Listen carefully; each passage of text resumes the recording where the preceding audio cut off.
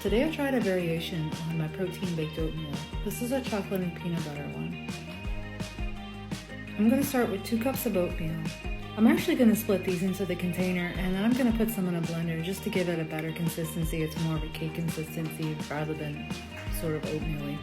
And then I'm going to divide a serving of protein into the bowl and also the blender for the same reason.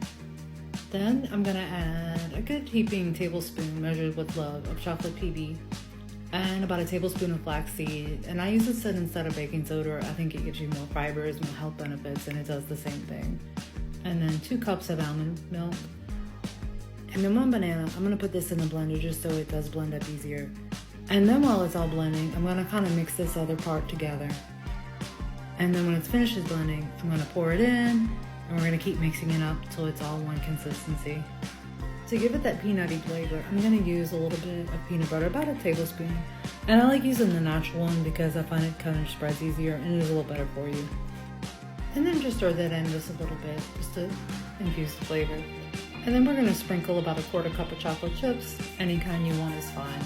I just use whatever I have. And then bake at 350 for about 30 minutes. And look how delicious. This really turned out great. This might be my new favorite. Follow and like for more recipes. And always comment if you want me to try something new.